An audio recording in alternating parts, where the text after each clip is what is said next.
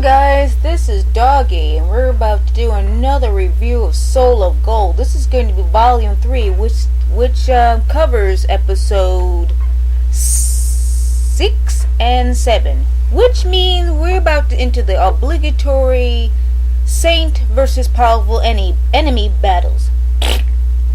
But before we start, I want to add that, well, there's a few things that I think I missed from the last review. Of course, there could be many things, especially since I just started. But there's a few things that actually occurred that kind of sticks out in my mind. Like, did I ever talk about well, if it's a review, I want to recommend you the show, right? Or at least try to tell you if this is an average show or this is something, like, if you bought the material, it's kind of cool, and I don't regret it if you buy it. At least that's what I want you to think, maybe, but I don't know.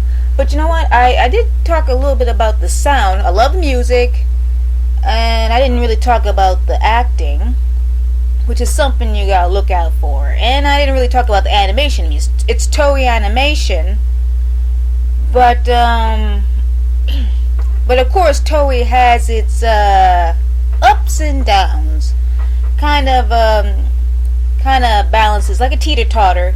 And especially in these upcoming episodes, you really notice some really degrading quality, like faces. And there's just this one scene in I think episode 6 with Frody.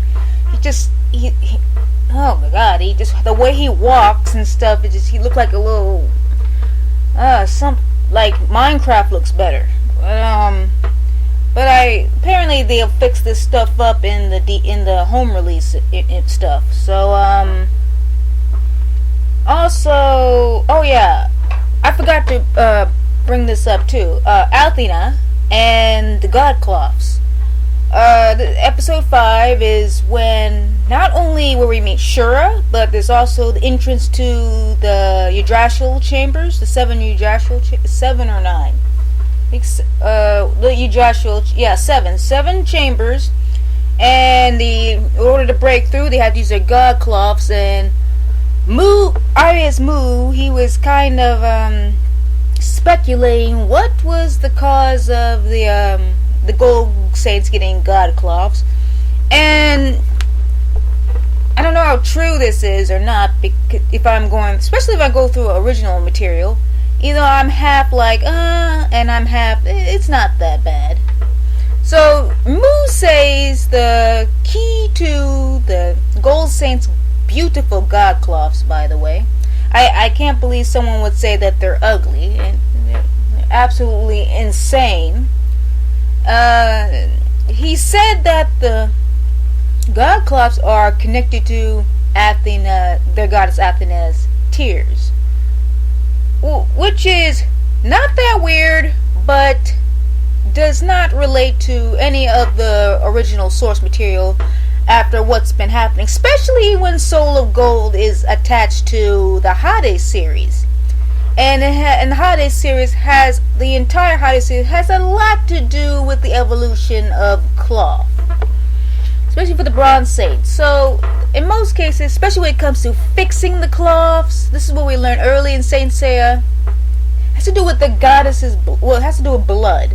It's a lot to do with the saint's blood and the goddess's blood. I think the goddess's blood ultimately has to do with the evolution of the strongest cloth, for at least for the Gold Saints.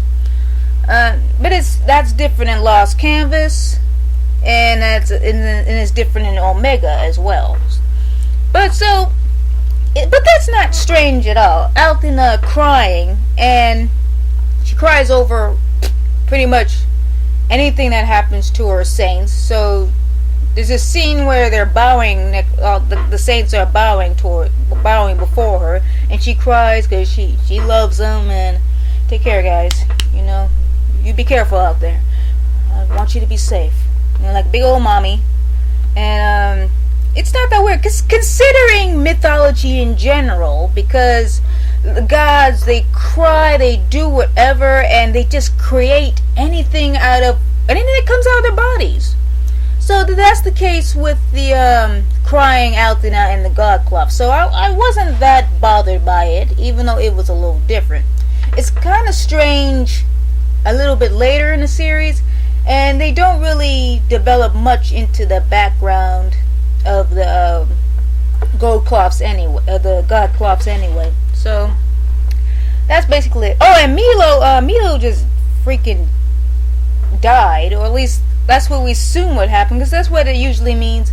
But you know what Saint Seiya, when they say their cosmos disappear, they usually don't die, or they're fainting or whatever, and usually that's what it usually means. They don't really die.